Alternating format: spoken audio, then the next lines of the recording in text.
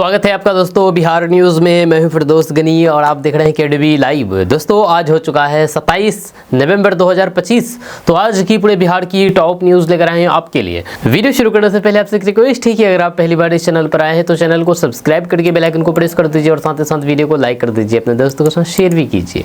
तो चलिए चलते हैं आज की खबरों की ओर। दोस्तों आज बिहार न्यूज़ की शुरुआत सबसे पहले करेंगे कि बिहार की नीतीश सरकार ने जीविका दीदियों को बस ड्राइवर और कंडक्टर बनाने का फैसला किया है। जी हां, जीविका दीदियों को बस ड्राइवर और कंडक्टर बनाया जाएगा। इसके लिए जीविका दीदियों को ट्रेनिंग दी जाएगी, फिर उन्हें महिलाओं के लिए अलग अलग शहरों में चलाई जा रही पिंक बसों में तैनाती दे दी जाएगी। इसके लिए आवेदन की प्रक्रिया शुरू हो गई है, जो कि 15 दिसंबर तक चलेगी। जहां सरकार ने इसके लिए न्यूनतम योग्यता भी रखी है। बिहार के परिवहन मंत्री श्रवण कुमार ने ये जानकारी दी है। ऐसे में अगर आप महिला हैं और जीविका से जुड़े हुए हैं तो आप इसके लिए आवेदन कर सकते हैं, अगर आप इच्छुक हैं तो बस कंडक्टर बनने के लिए या फिर ड्राइवर बनने के लिए। दोस्तों अब अगली खबर के बारे में बात किया जाए तो बिहार की फैक्ट्रियों में बने गोला बारूद से अब भारतीय सेना सीमा पर पाकिस्तान और चीन जैसे देशों से मुकाबला करने की तैयारी में है। जब बिहार में औद्योगिक विकास विशेष करके रक्षा उत्पादन से जुड़े हुए सेक्टर में बड़े बदलाव की तैयारी शुरू हो गई है। जब बिहार की फैक्ट्रियों में निर्मित गोला बारूद से अब भारतीय सेना सीमा पर पाकिस्तान और चीन जैसे देशों से मुकाबला करने की तैयारी में है। बिहार के कई जिलों में महत्वपूर्ण रक्षा संबंधित इकाइयों और फिर बड़े औद्योगिक प्लांटों की स्थापना का प्रस्ताव तैयार कर लिया गया है। इन परियोजनाओं के पूरा होने के बाद बिहार रक्षा उपकरण निर्माण का एक अहम केंद्र बन सकता है। मिल रही जानकारी के अनुसार राजगीर नालंदा में 155 mm गोले बनाने वाली एक बड़ी ऑर्डिनेंस फैक्ट्री स्थापित करने का प्रस्ताव रखा गया है, जो कि आधुनिक रक्षा आवश्यकताओं को पूरा करने में महत्वपूर्ण भूमिका निभाएगी। इसी तरह से औरंगाबाद जिले में हथियार या और गोला बारूद तैयार करने की नई फैक्ट्री का प्रस्ताव रखा गया है। वहीं रोहतास को हथियार निर्माण का बड़ा विनिर्माण हब बनाने की योजना तैयार की गई है। वहीं पर बक्सर में नए ऑर्डिनेंस फैक्ट्री बोर्ड के प्लांट की स्थापना का प्रस्ताव रखा गया है। भोजपुर आरा को छोटे हथियार और फिर उनके पार्ट्स निर्माण केंद्र के रूप में विकसित करने की तैयारी की जा रही है। इसी तरह उत्तरी बिहार, जिसमें वैशाली, मुजफ्फरपुर, सीतामढ़ी और शिवहर शामिल है, इसमें ड्रोन और इलेक्ट्रॉनिक पार्ट्स की इकाइयों के लिए चुना गया है, जिससे बिहार आधुनिक रक्षा तकनीक में भी बड़ी छलांग लगाएगा। दोस्तों अब बिहार की अगली बड़ी खबर के बारे में बात किया जाए तो बिहार में मुख्यमंत्री महिला रोजगार योजना के तहत अभी तक 1,40,00,000 महिलाओं के बैंक अकाउंट में 10-10 हज़ार रुपये की राशि भेजी जा चुकी है, लेकिन अभी भी कई महिलाओं के खाते में पैसे नहीं पहुंचा है। जब वह आए दिन लोगों से पूछती रहती है कि हम लोग को कब पैसा मिलेगा, हम लोगों के खाते में कब पैसा आएगा, लेकिन अब इंतजार की घड़ी खत्म हो गई है। मुख्यमंत्री नीतीश कुमार की इस योजना का लाभ उन्हें भी मिलेगा।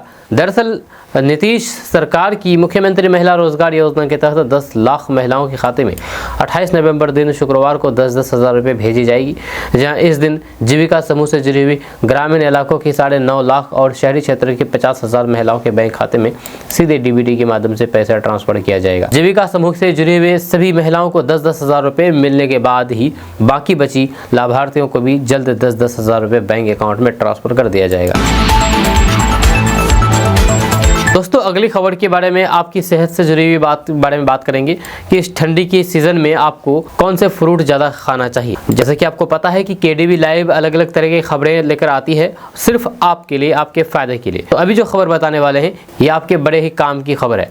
दरअसल बात है कि ठंडी की सीज़न में बहुत सारे लोग अलग अलग तरह के फल खाते हैं, लेकिन बहुत से लोगों को इस सही फल का चुनाव करना मुश्किल हो जाता है कि इस ठंड में किस तरीके के फल खाना चाहिए और कौन से फल में किस तरीके का विटामिन है या फिर उससे कितना फ़ायदा है। तो हम अभी आपको कीवी फल के बारे में बात करेंगे कि ठंड की सीज़न में कीवी फल क्यों खाना चाहिए। तो आपको बता दूं कि फलों का सेवन सेहत के लिए कितना फ़ायदेमंद माना जाता है ये तो हम सभी जानते हैं, लेकिन क्या आप ये जानते हैं कि कीवी फल एक ऐसा फल है जिसे स्वाद और सेहत का खजाना कहा जाता है।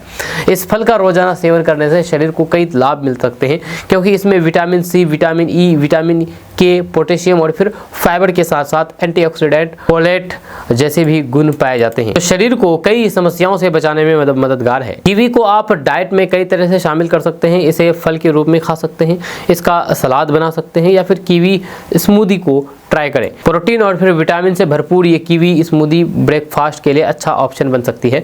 इसे बच्चे और फिर बड़े दोनों ही पसंद करेंगे। अब सवाल है कि कीवी खाने से क्या क्या फायदे हैं। तो कीवी खाने से आंखों के फायदे हैं। कीवी में न्यूटिल और जेक्सेंथिन जैसे एंटीऑक्सीडेंट्स होते हैं जो आंखों के लिए फायदेमंद माने जाते हैं। रोजाना कीवी को डाइट में शामिल करके आंखों को हेल्दी रख सकते हैं। दूसरा, ब्लड प्रेशर। कीवी में पोटेशियम होता है जो ब्लड प्रेशर को कंट्रोल करने में मदद करता है। अगर आप ब्लड प्रेशर के मरीज हैं तो फिर इसे आप अपने डाइट में शामिल कर सकते हैं। नंबर 3 है कब्ज। अगर आप कब्ज की समस्या से परेशान रहते हैं तो फिर कीवी का आप सेवन करें, क्योंकि इसमें फाइबर होता है जो कि कब्ज को दूर करने में मदद कर सकता है। नंबर 4 है स्किन। कीवी में विटामिन सी और ई होते हैं जो स्किन को हेल्दी और चमकदार बनाने में मदद कर सकते हैं। नंबर 5, हार्ट यानी कि दिल। कीवी में फाइबर और पोटेशियम होता है जो कि हार्ट हेल्थ के लिए फायदेमंद होता है। दिल हमारे शरीर का अहम हिस्सा माना जाता है।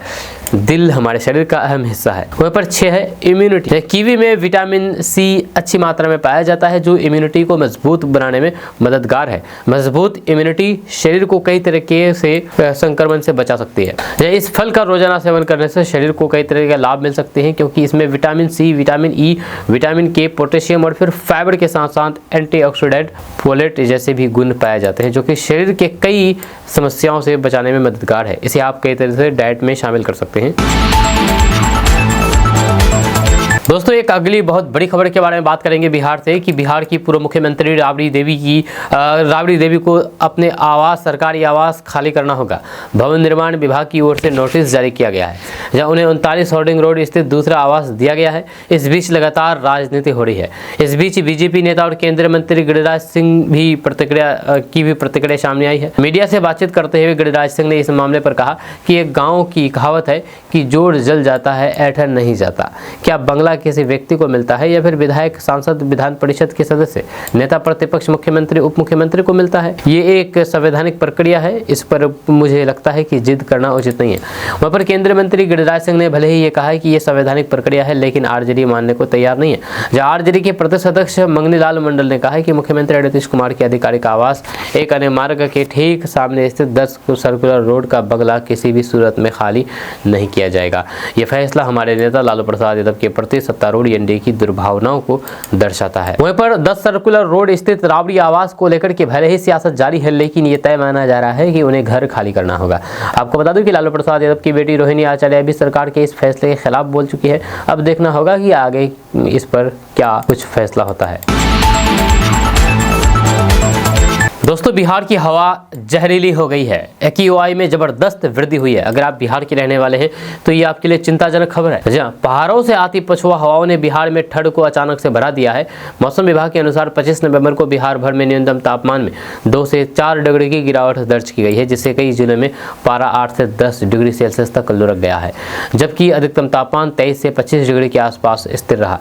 धीरे धीरे अब सुबह शाम की ठिठुरन लोगों को घरों में कैद होने से मजबूर कर रही है। उत्तर पश्चिमी हवाओं की रफ्तार 25 से 30 किलोमीटर प्रति घंटे होने की वजह से ठंडक पहले से तीव्र हो चली है। ऐसे में अब मौसम विभाग ने अगले 2 से 3 दिनों तक कोल्ड वेव और घने कोहरे का अलर्ट जारी कर दिया है। इस वजह से विजिबिलिटी 200 से 400 मीटर तक सिमट सकती है। केवल यही नहीं, ठंड के साथ साथ प्रदूषण ने भी भारी संकट खड़ा कर दिया है। जहाँ राज्य का औसत AQI 140 पर पहुंच गया है, तो फिर वहीं पर गोपालगंज के पुलिस लाइन में शाम को 336 AQI रिकॉर्ड हुआ है। ये गंभीर चिंता का विषय है। जबकि हाजीपुर में आज 309, फुलवरिया में 298 और पटना में 132 AQI रहा है। AQI बढ़ने से आंखों में जलन, सांस फूलना, खांसी जैसी शिकायतें अब आम हो गई है। विशेषज्ञों का कहना है कि प्रदूषक कण 3 किलोमीटर ऊपर तक जमा होकर के धुंध की परत में तब्दील हो गए हैं। सांस, अस्थमा और फिर हृदय रोगियों को डॉक्टरों ने घर से बाहर ना निकलने की सलाह दी है। दोस्तों, बिहार की पूर्व मुख्यमंत्री राबड़ी देवी के आवास का पता अब बदल जाएगा। अब उनको नया आवास 39 होर्डिंग रोड आवंटित किया गया। ऐसे में बिहार सरकार के इस फैसले को लेकर के लालू यादव की बेटी रोहिणी आचार्य ने अपने ही अंदाज में भड़ास निकाली है। रोहिणी आचार्य ने लिखा है कि सुशासन बाबू का विकास मॉडल, करोड़ों लोगों के मसीहा लालू प्रसाद यादव का अपमान करना पहली प्राथमिकता। आगे अपने फेसबुक पोस्ट में रोहिणी आचार्य ने यह भी लिखा है कि घर से तो निकाल देंगी, लेकिन बिहार की जनता के दिल से कैसे निकालिएगा? सेहत नहीं तो फिर कम से कम लालू जी के राजनीतिक कद का ही सम्मान रखते। इस तरह से रोहिणी आचार्य ने सोशल मीडिया पर पोस्ट शेयर करके भड़ास निकाली है। दोस्तों, बिहार वासियों को 1 करोड़ नौकरी नीतीश सरकार कैसे देगी, ये सवाल है। कैबिनेट में ये इस पर प्रस्ताव पास हो गया है। कैबिनेट मीटिंग के लिए लिए गए फैसले के बारे में बताते हुए सीएम नीतीश कुमार ने कहा कि बिहार को पूर्वी भारत के नए टेक्नोलॉजी हब में विकसित किया जाएगा। जब नई चीनी मिलें खुलेगी और फिर जो बंद पड़ी हैं उन्हें फिर से चालू किया जाएगा। जब पहली कैबिनेट मीटिंग में एनडीए सरकार का ब्लूप्रिंट रखा गया, जब कुल 10 एजेंडों को मंजूरी दी गई ताकि बिहार को विकसित राज्य में लाया जा सके और फिर युवाओं को रोजगार मिल सके। सीएम नीतीश कुमार ने बताया है कि 7 नशे पार्ट 2 के तहत 2020-25 के बीच 50 लाख युवाओं को सरकारी नौकरी दी गई है। अगले 5 साल 25 से 30 में 1 करोड़ युवाओं को नौकरी देने का लक्ष्य रखा गया है। उन्होंने बताया है कि उद्योगों को बढ़ावा देने और फिर ज़्यादा से ज़्यादा रोजगार के अवसर पैदा करने के लिए काम शुरू कर दिया गया है। उन्होंने कहा कि बिहार के विकास को गति देने के लिए न्यू एज इकोनॉमी के निर्माण का लक्ष्य रखा गया है। साथ ही साथ बिहार को ग्लोबल वर्क पैलेस के रूप में विकसित किया जाएगा। उन्होंने ये भी बताया है कि नई सरकार में बिहार को टेक्नोलॉजी हब के रूप में विकसित करने पर भी काम किया जाएगा। उन्होंने कहा कि बिहार में बड़ी संख्या में उपलब्ध युवा आबादी को ध्यान में रखते हुए बिहार को पूर्वी भारत के नए टेक्नोलॉजी हब के रूप में विकसित किया जाएगा। इसके लिए बिहार में defence corridor, semiconductor manufacturing park, global capability centres, mega tech city और फिर फिटनेस सिटी बनाई जाएगी। दोस्तों, बिहार से गुजरने वाला गोरखपुर सिलीगुड़ी एक्सप्रेसवे बिहार के विकास को नई उड़ान देगा। ये 6 लेन वाला ग्रीनफील्ड एक्सप्रेसवे करीब 520 किलोमीटर लंबा होगा और फिर इसकी लागत 32,000 करोड़ रुपए आएगी। ये एक्सप्रेसवे न केवल गोरखपुर और सिलीगुड़ी के बीच की दूरी को 600 किलोमीटर से ज्यादा कम करेगा, बल्कि बिहार के 8 जिलों से होकर के गुजरेगा। इससे बिहार के परिवहन नेटवर्क का आधुनिकीकरण होगा, व्यापार के नए रास्ते खुलेंगे और रोजगार के अवसर बढ़ेंगे। चुनाव के बाद इस प्रोजेक्ट पर प्रशासन का काम तेजी से शुरू हो गया है। जब बिहार के सड़क निर्माण मंत्री नितिन नवीन ने इस परियोजना की स्वीकृति के लिए केंद्र सरकार का आभार जताया है। उन्होंने कहा है कि ये एक्सप्रेसवे बिहार के परिवहन नेटवर्क को आधुनिक बनाने में एक महत्वपूर्ण कदम साबित होगा। इसके साथ ही बिहार में नेशनल हाईवे यानी कि एनएच की कुल लंबाई भी बढ़ेगी। आपको बता दूं कि गोरखपुर सिलीगुड़ी एक्सप्रेसवे बिहार के 8 जिलों से होकर के गुजरेगा। उनमें है पश्चिमी चंपारण, पूर्वी चंपारण, शिवहर, सीतामढ़ी, मधुबनी, सुपौल, अररिया और किशनगंज, इन जिलों से होकर के गुजरेगा। दोस्तों, नीतीश सरकार किसानों को कृषि इनपुट अनुदान देने जा रही है, जो भी डायरेक्ट बैंक अकाउंट में पैसे ट्रांसफर होंगे। जी हाँ, जैसे आपको बता दूं कि अक्टूबर में हुई अतिवृष्टि, बाढ़ और फिर एवं मोन्था तूफान ने बिहार के 12 जिलों के 39 प्रखंडों और फिर 397 पंचायतों में फसलों को व्यापक क्षति पहुंचाई थी। इसे लेकर के प्रभावित क्षेत्रों का विस्तृत सर्वेक्षण पूरा कर लिया गया है, जिसके आधार पर सरकार ने किसानों को तत्काल राहत प्रदान करने के लिए कृषि इनपुट अनुदान योजना के अंतर्गत सहायता उपलब्ध कराने की प्रक्रिया को तेज कर दिया है। यह कृषि मंत्री रामकृपाल यादव ने बताया है कि प्राकृतिक आपदा से प्रभावित किसानों को जल्द ही आर्थिक सहयोग देना बिहार सरकार की कृषि प्राथमिकता है। इस योजना का लाभ उन सभी रैयत एवं गैर रैयत किसानों को दिया जाएगा जिनकी फसलें 33% से अधिक क्षतिग्रस्त पाई गई है। इच्छुक किसान ऑनलाइन आवेदन के माध्यम से सरलता से इस योजना का लाभ ले सकते हैं। कृषि विभाग ने स्पष्ट कर दिया है कि सभी पात्र किसानों को अनुदान की राशि प्रत्यक्ष लाभ के बैंक अकाउंट में भेजी जाएगी। प्रभावित 12 जिलों के बेगूसराय, पूर्वी चंपारण, कैमूर, मधुबनी, किशनगंज, गया जी, भोजपुर, मधेपुरा, दरभंगा, मुजफ्फरपुर, शिवहर और सुपौल के सभी पात्र किसान इस योजना से लाभान्वित हो सकते हैं। दोस्तों, दिल्ली की राउज एवेन्यू कोर्ट ने आईआरसीटीसी होटल भ्रष्टाचार मामले में बिहार की पूर्व मुख्यमंत्री राबड़ी देवी द्वारा दायर हस्तांतरित याचिका पर सीबीआई को नोटिस जारी किया गया है। जब कोर्ट ने सीबीआई को इस याचिका पर अपना जवाब दाखिल करने का निर्देश दिया है और मामले की अगली सुनवाई के लिए 6 दिसंबर की तारीख तय की गई है। राबड़ी देवी अपने पति लालू प्रसाद यादव, बेटे तेजस्वी यादव और फिर अन्य के साथ इस मामले में मुकदमे का सामना कर रही है, जब वह इन मामलों को किसी अन्य न्यायाधीश को हस्तांतरित करने की मांग कर रही है, क्योंकि ये मामला फिलहाल अभियोजन पक्ष के गवाहों की सुनवाई के चरण में है। उनके वकील ने ईडी मामले के हस्तांतरण के लिए अलग याचिका दायर करने की बात कही है। दिल्ली की राउज एवेन्यू कोर्ट ने आईआरसीटीसी होटल भ्रष्टाचार मामले में पूर्व मुख्यमंत्री राबड़ी देवी द्वारा दायर हस्तांतरण याचिका पर सुनवाई की है। राबड़ी देवी ने अनुरोध किया था कि उनके खिलाफ चल रहे इस मामले को किसी अन्य न्यायाधीश को हस्तांतरित कर दिया जाए। जब कोर्ट ने इस याचिका पर संज्ञान लेते हुए केंद्रीय जांच ब्यूरो यानी कि सीबीआई को निर्देश दिया है कि वे इस हस्तांतरण आवेदन पर अपना जवाब दाखिल करें। कोर्ट ने अगली सुनवाई के लिए 6 दिसंबर की तारीख तय की है। दोस्तों नीतीश सरकार में सबसे ज्यादा बजट वाले मंत्रालय किसको मिला है? तो आपको बता दूं कि ये मंत्रालय दलित नेता को मिला है, जो 60,000 करोड़ वाला ये मंत्रालय है। ये मंत्रालय है शिक्षा विभाग। जी हाँ, शिक्षा विभाग में 60,000 करोड़ का ये मंत्रालय है, जो कि एक दलित नेता को मिला है। आपको बता दूं कि नीतीश सरकार के नेतृत्व में बिहार सरकार ने वित्तीय वर्ष 2025-26 के लिए लगभग 3,16,000 करोड़ रुपए का बजट पेश किया था। इस बजट का लगभग 20% हिस्सा शिक्षा विभाग को आवंटित किया गया है। यदि मंत्रालयों का बजट देखा जाए तो फिर जदयू के पास कुल 3 विभागों का बजट सबसे ज्यादा है। सबसे ज्यादा बजट वाला विभाग शिक्षा मंत्रालय है। जदयू के सुनील कुमार को बिहार सरकार में शिक्षा, विज्ञान, प्रौद्योगिकी और फिर तकनीकी शिक्षा विभाग का जिम्मा सौंपा गया है। इस विभाग का कुल बजट 60,000 करोड़ रुपए है।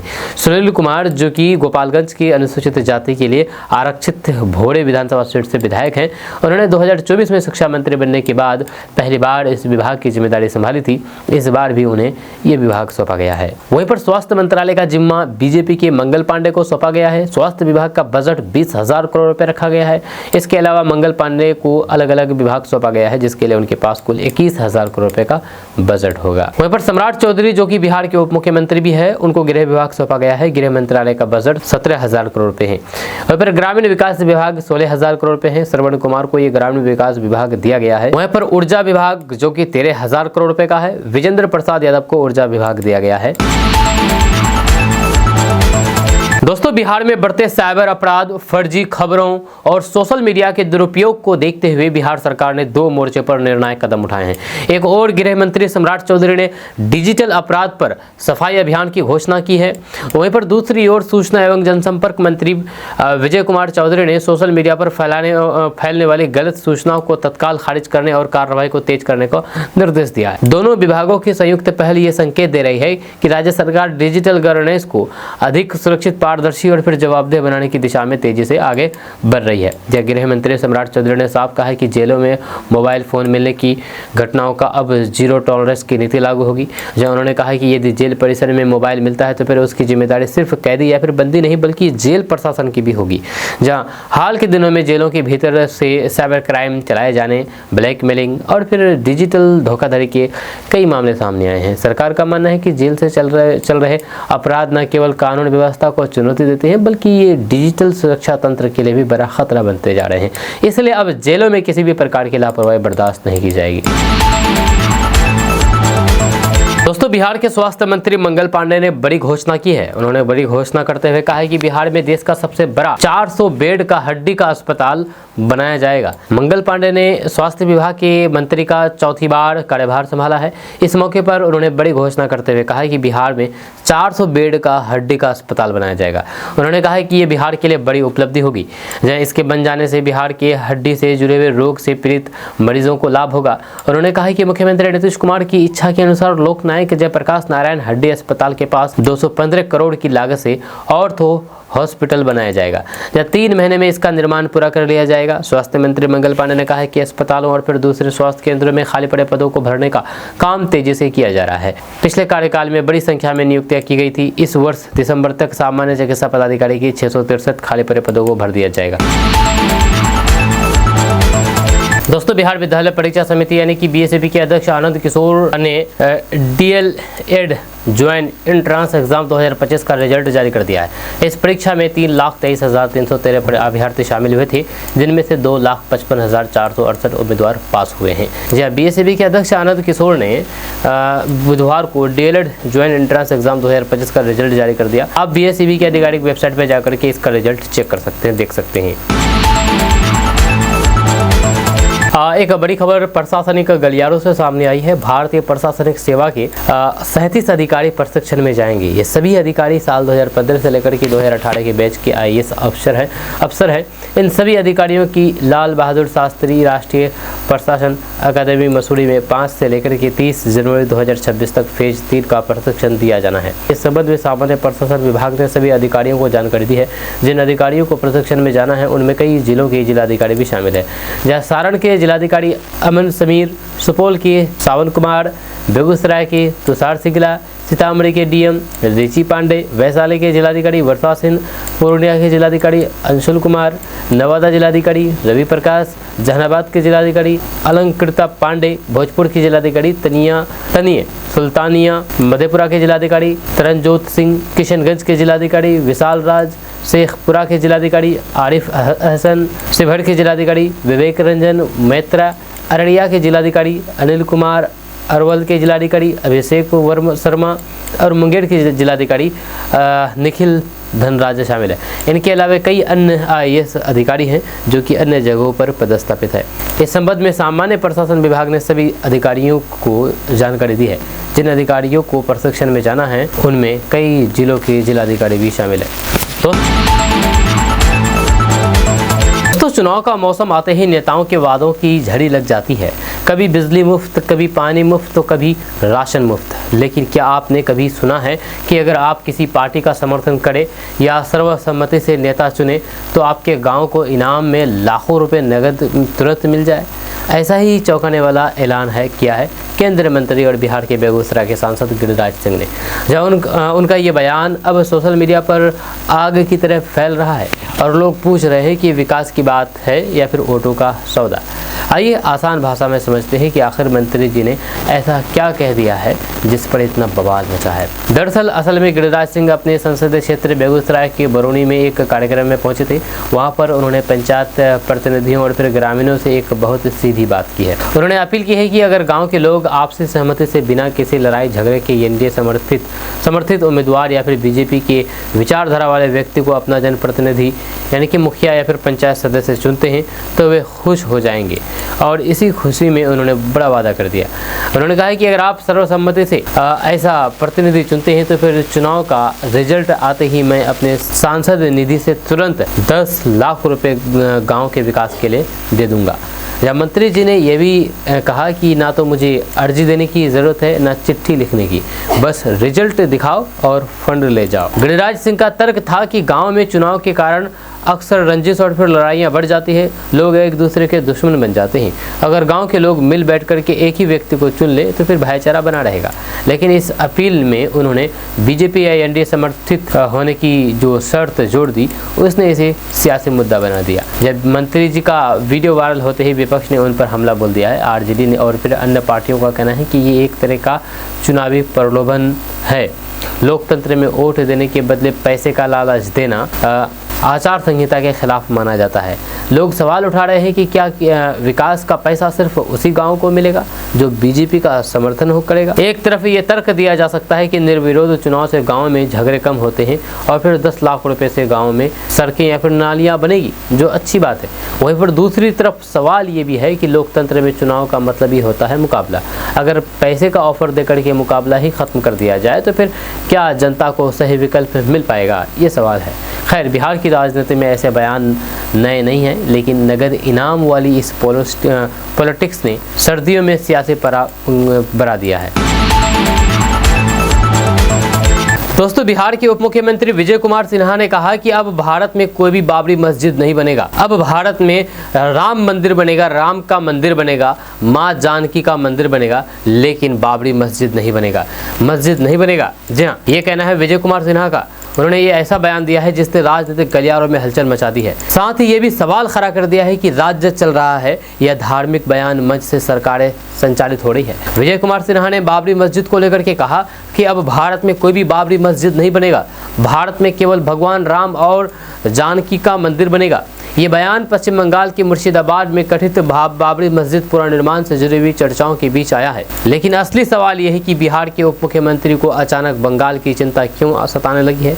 क्या बिहार में स्कूल, अस्पताल, सड़कें, कानून व्यवस्था सब ठीक हो गई है कि अब बाबरी मस्जिद ही एकमात्र मुद्दा बचा है। विजय सिन्हा ने आगे ये भी कहा कि अब ना बाबर पैदा होगा और ना बाबरी मस्जिद बनेगी, लेकिन जनता पूछ रही है कि बाबर कहाँ पैदा होने लगा भाई। 500 साल पुरानी बहस को नए बिहार की राजनीति में फिट करके आखिर क्या साबित करना चाहता है ये? क्या बिहार की बदहाल व्यवस्था से ध्यान हटाना ही लक्ष्य है? सीमांचल में बाढ़, पलायन, बेरोजगारी और फिर अस्पताल में डॉक्टरों की कमी जैसी समस्याएं चिल्ला करके समाधान मांग रही है, लेकिन उप मुख्यमंत्री साहब का पूरा फोकस ऐतिहासिक ढांचे, मंदिर, मस्जिद और बंगाल की राजनीति पर अटका हुआ है। विपक्ष का तंज बिल्कुल भी सीधा है, ताकि सरकार चलाने का समय है, बयानबाजी करने का नहीं। राजनीतिक विश्लेषकों का कहना है कि ये बयान सीधा सीधा ध्रुवीकरण की कोशिश है। सीमांचल और उत्तर बिहार के मुस्लिम बहुल इलाकों में ऐसा बयान हवा में तैरते ही सांप्रदायिक बहसें गर्म हो जाती है, और शायद यही राजनीतिक गणित का हिस्सा भी है। विजय कुमार सिन्हा ने खुद को हिंदू हितों के रक्षक के रूप में पेश करने की कोशिश तो जरूर की है, लेकिन जनता अब पूछ रही है कि बाबरी मस्जिद नहीं बनेगी, ठीक है, लेकिन बिहार में अस्पताल कब बनेंगे और सड़कें कब बनेगी। जब उनके बयान के बाद सोशल मीडिया पर प्रतिक्रियाओं की बाढ़ आ गई है। लोग तीखे कमेंट कर रहे हैं, बाबरी मस्जिद तो छोड़िए, कह रहे हैं कि बाबरी मस्जिद तो छोड़िए, पहले बिहार की हेल्थ सर्विस ठीक कर लीजिए। उप मुख्यमंत्री साहब को बंगाल की चिंता है, बिहार की नहीं। बयानबाजी से न रोजगार मिलेगा न है विकास। जब बिहार में हर दिन नई चुनौतियां सिर उठा रही है, लेकिन सत्ताधारी नेताओं का ध्यान इतिहास के पन्नों पर उलझा हुआ है। दोस्तों, ठाकुरगंज विधायक गोपाल अग्रवाल ने बहुत बड़ा बयान दिया है। ठाकुरगंज विधायक गोपाल अग्रवाल का दावा है कि बंगाल में एसआईआर लागू होने से बंगाल के लोग बिहार आ रहे हैं, गाड़ी भर भर करके सामान बिहार ला रहे हैं और यहीं पर बसोबासी कर रहे हैं। विधायक गोपाल अग्रवाल का कहना है कि पिछले कई दिनों से बंगाल से संदिग्ध लोगों का आगमन लगातार बढ़ रहा है। ठाकुरगंज में हालात चिंताजनक है और विधायक ने खुल करके जिला प्रशासन से सख्त कार्रवाई की मांग की है। ई रिक्शा से आने वाले लोग कौन है, उनका उद्देश्य क्या है, ये सवाल अब सीमांचल की सुरक्षा व्यवस्था पर सीधा सवाल खड़ा कर रहे हैं, गोपाल अग्रवाल का कहना है। जी हां, आपको बता दूं कि किशनगंज जिले में सुरक्षा व्यवस्था को लेकर के नया विवाद और नई चिंता खड़ी हो गई है। जेडीयू के विधायक गोपाल अग्रवाल ने एक वीडियो जारी करके दावा किया है कि ठाकुरगंज इलाके में पिछले कई दिनों से संदिग्ध लोगों का लगातार आगमन हो रहा है। यह दावा इसलिए और गंभीर माना जा रहा है क्योंकि ये इलाका पश्चिम बंगाल की सीमा के बिल्कुल भी करीब है, जहां पर हाल ही में लागू किए गए एसआईआर के कारण कई प्रकार की गतिविधियां देखने को मिल रही है। विधायक गोपाल अग्रवाल के अनुसार ये लोग ई रिक्शा के माध्यम से अपने जीवन यापन का सामान लेकर के बंगाल से किशनगंज की ओर आ रहे हैं। उन्होंने कहा कि इन लोगों की संख्या कम नहीं है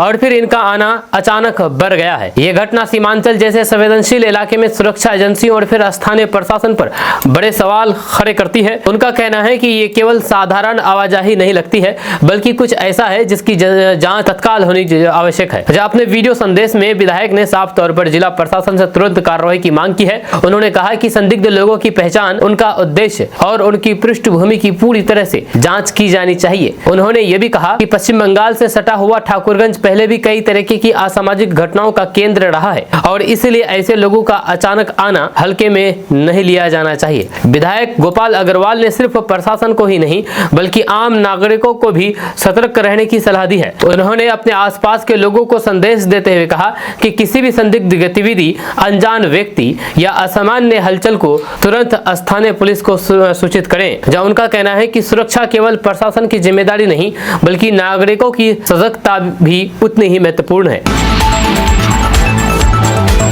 दोस्तों, आज मैं अपना एक किस्सा सुनाना चाहता हूं जो मैं एक ऑब्जर्व किया हूं, वो आपके साथ शेयर करना चाहता हूं। और ये ऑब्जर्व मैं बिहार विधानसभा चुनाव में वोट डालने के दौरान जो मुझे महसूस हुआ वो आपसे हम शेयर करना चाहते हैं। दरअसल बात है कि जब मैं इस बार के बिहार विधानसभा चुनाव में वोट डालने के लिए अपने बूथ पर पहुंचा तो मुझे करीब 2 से ढाई घंटा लंबी लाइन में खड़ा रहना पड़ा। तेज धूप, भीड़, इंतजार, इन सब के बीच अचानक मेरे मन में एक सवाल उठा कि आखिर मैं यहाँ खड़ा किस लिए हूँ। क्या मैं इसलिए यहाँ पर खड़ा हूँ कि मुझे लोकतंत्र ने वोट डालने का अधिकार दिया है, या इसलिए कि मैं अपने बेहतर भविष्य, अपने आने वाले पीढ़ियों की बेहतर जिंदगी के लिए वोट देना चाहता हूँ। लाइन में खड़े खड़े यही सवाल मेरे दिमाग में घूमता रहा। हम सब वोट देने जाते हैं ये सोचकर कि शायद इस बार कुछ बदल जाएगा, इस बार हमारे इलाके की सड़कें सुधर जाएगी, अस्पतालों में दवा मिलने लगेगी, बेरोजगार युवाओं को रोजगार मिलेगा, स्कूल और कॉलेजों की हालात सुधरेगी। लेकिन क्या सच में ऐसा कभी हुआ है? दरअसल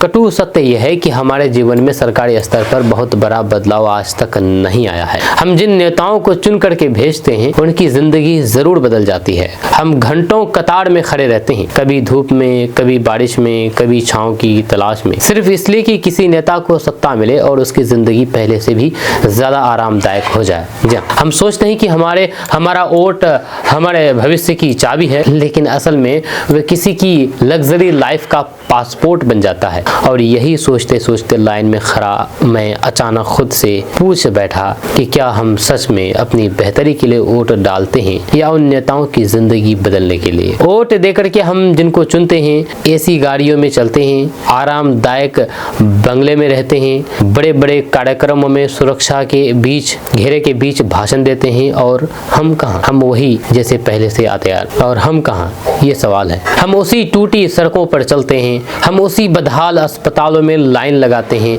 हम उसी बेरोजगारी से लड़ते हैं। हमारी जिंदगी वही रहती है, हमारी उम्मीदें वहीं अटकी रहती है, लेकिन नेताओं की जिंदगी वे एक वोट से आसमान छू लेती है। या लाइन में खड़ा मैं यही सोच रहा था कि इस देश का कोई आम नागरिक चुनाव के दिन सबसे ज्यादा मेहनत करता है, वह घंटों इंतजार करता है, वोट देता है, फिर 5 साल उम्मीदें पालता है, लेकिन वही नागरिक सबसे कम फायदा उठाता है। सवाल ये नहीं कि वोट देना सही है या गलत, वोट तो हम सभी को देना चाहिए। सवाल ये है कि हम किस सोच के साथ वोट दे रहे हैं, और उससे भी बड़ा सवाल कि क्या हमारे नेता उस सोच पर खरे उतरते हैं, ये सवाल है। क्योंकि हम वोट इसलिए नहीं देते हैं कि नेता अपनी जिंदगी संवारे, हम वोट बल्कि इसलिए देते हैं कि हमारी जिंदगी बदले। आज की सच्चाई ये है कि वोट देने के बाद जो जिंदगी बदलती है वह सिर्फ नेताओं की होती है, जनता की नहीं। और जब तक ये संतुलन नहीं बदलेगा तब तक हर चुनाव में हम 2-2 घंटे लाइन में खड़े रहेंगे और हर बार सिर्फ उम्मीद लेकर के घर लौट आएंगे। जब वोट देने के दौरान लाइन में खड़े जो मैंने महसूस किया मैं आपके सामने में शेयर किया। आपका इसके बारे में क्या कहना है नीचे कमेंट बॉक्स में कमेंट करके जरूर बताइएगा। दोस्तों किशनगंज में नशे के खिलाफ बड़ी कार्रवाई की गई है। बस स्टैंड के पीछे बने स्मैक तस्करों के अड्डे पर पुलिस का बुलडोजर चला है। एसपी सागर कुमार के निर्देश पर सदर थाना की टीम ने इन अवैध ठिकानों को पूरी तरीके से ध्वस्त कर दिया है। जब पुलिस की शहर में फैले नशे के नेटवर्क को तोड़ने की ये अब तक की सबसे बड़ी कार्रवाई बताई जा रही है। इलाके में इससे हरकत मचा हुआ है और पुलिस साफ संदेश दे रहा है कि किशनगंज अब नशे का कारोबार नहीं चलेगा। किशनगंज में या किशनगंज शहर में मादक पदार्थों के विरुद्ध एक निर्णायक कार्रवाई देखने को मिली है, जहां पर पुलिस ने बस स्टैंड के पास बने स्मैक तस्करों के अड्डे को पूरी तरीके से ध्वस्त कर दिया।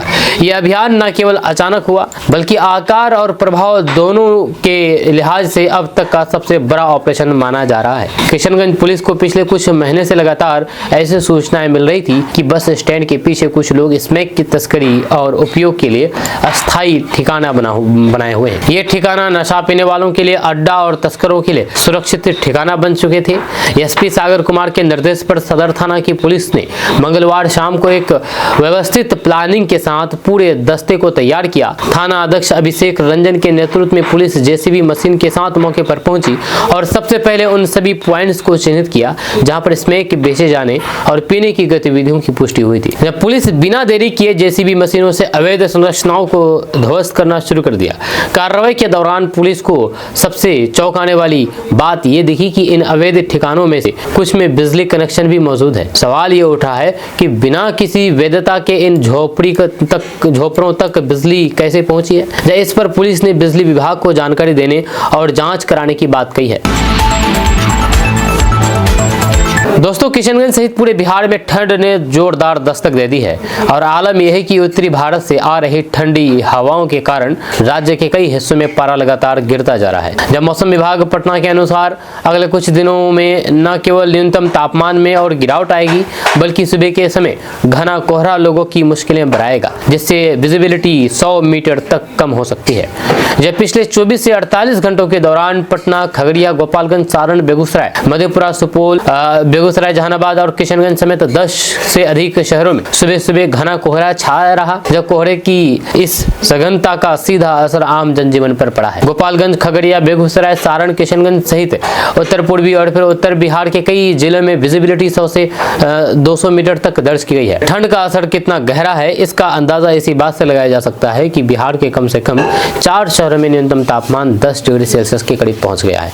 मौसम विभाग ने अगले 48 घंटों के भीतर न्यूनतम तापमान में 1 से 3 डिग्री सेल्सियस तक की और गिरावट की संभावना जताई है। जारी पूर्वानुमान के अनुसार अगले 2 दिनों में सुबह और देर रात में पश्चिमी चंपारण, पूर्वी चंपारण, सीतामढ़ी, किशनगंज, औरंगाबाद, बांका, भागलपुर, सासाराम और कैमूर जिलों के भागों में हल्के से मध्यम स्तर का कोहरा छाए रहने का अनुमान है। वहाँ पर राजधानी पटना में भी ठंड धीरे धीरे बढ़ रही है। जब मौसम विभाग के अनुसार आने वाले दिनों में पटना का न्यूनतम तापमान 1 से 2 डिग्री तक गिर सकता है। दिन में हल्की धूप जरूर आपको मिलेगी, जिससे मौसम सामान्य बना रहेगा, लेकिन शाम ढलते ही ठिठुरन में जबरदस्त बढ़ोतरी महसूस होगी। हालांकि अधिकतम तापमान में अगले 5 दिनों तक कोई भी खास बदलाव देखने को नहीं मिलेगा। जैसे कि मंगलवार को किशनगंज में सबसे ज्यादा तापमान 29 डिग्री सेल्सियस दर्ज किया गया। वहीं पर मौसम विशेषज्ञों के अनुसार पिछले 48 घंटे से उत्तर भारत की ओर से आ रही ठंडी और शुष्क हवाओं का असर अब बिहार में साफ दिख लगा है। हवा की दिशा का उत्तर पश्चिम बना रहना ही तापमान में गिरावट का मुख्य कारण है। वातावरण में नमी की मात्रा बढ़ने से रात और फिर सुबह के समय कोहरे का निर्माण तेज हो गया है। मंत्री डॉक्टर दिलीप कुमार जायसवाल, मंत्री लेसी सिंह, विधायक गोपाल अग्रवाल, आप सबसे इस बार सीमांचल को बड़ी उम्मीद है। सीमांचल को आप ही लोग बचा सकते हैं, सीमांचल को आप ही लोग बना सकते हैं, यहाँ की युवाओं की जिंदगी को आप ही लोग संवार सकते हैं। आप ही लोगों से पूरी उम्मीद है। सिर्फ आप लोगों से इसलिए उम्मीद है क्योंकि आप लोग सरकार में शामिल है। जी हाँ, किशनगंज से ताल्लुक रखने वाले बीजेपी प्रदेश अध्यक्ष डॉक्टर दिलीप कुमार जायसवाल और पूर्णिया की लेसी सिंह इस बार बिहार सरकार में मंत्री बने हैं। सीमांचल उन्हें उम्मीद की निगाहों से देख रहा है। लंबे समय से उपेक्षित ये इलाका पहली बार इतनी बड़ी राजनीतिक मौजूदगी के साथ सरकार में शामिल हुआ है। ऐसे में किशनगंज, पूर्णिया, अररिया और कटिहार के लोग मान रहे हैं कि अब वो समय आ गया है जब उनकी दशकों पुरानी समस्याओं पर ध्यान दिया जाएगा। सीमांचल की सबसे बड़ी समस्या आज भी बेरोजगारी और पलायन है। यहाँ के युवा काम की तलाश में दिल्ली, पंजाब, हरियाणा, बंगाल और दक्षिण भारत तक जा रहे हैं। वजह साफ है, स्थानीय स्तर पर ना उद्योग है, ना फैक्ट्री, ना बड़े पैमाने पर रोजगार के विकल्प। किशनगंज की तमाम योजनाएं कागज पर आती है, लेकिन जमीन पर कुछ बदलता नहीं है। जब लोग उम्मीद कर रहे हैं कि अब सरकार इस दिशा में ठोस कदम उठाएगी और यहाँ पहली बार बड़े उद्योग या फिर औद्योगिक क्षेत्र की नींव रखी जाएगी, क्योंकि बिना रोजगार के सीमांचल का भविष्य कभी सुरक्षित नहीं हो सकता। यह शिक्षा की हालात भी बेहद खराब है। सरकारी स्कूलों में शिक्षकों की भारी कमी है। कोचिंग माफिया का दबदबा और बच्चों का आधारभूत शिक्षा से दूर होना। काफी संघर्ष के बाद यहाँ पर एएमयू सेंटर स्थापित हुआ। भी तो अब उस पर ग्रहण लगते हुए नजर आ रहा है। यहाँ के लोगों को अभी इस यूनिवर्सिटी से बड़ी उम्मीद है और आप लोगों से बड़ी उम्मीद है कि आप ही लोग इस यूनिवर्सिटी का कुछ कर सकते हैं। जब हमारे यहाँ के सांसद, विधायक, पूर्व विधायक आप लोगों की दरबार में जा करके थक चुके हैं। बस अब आप ही लोग इस यूनिवर्सिटी को बचा सकते हैं।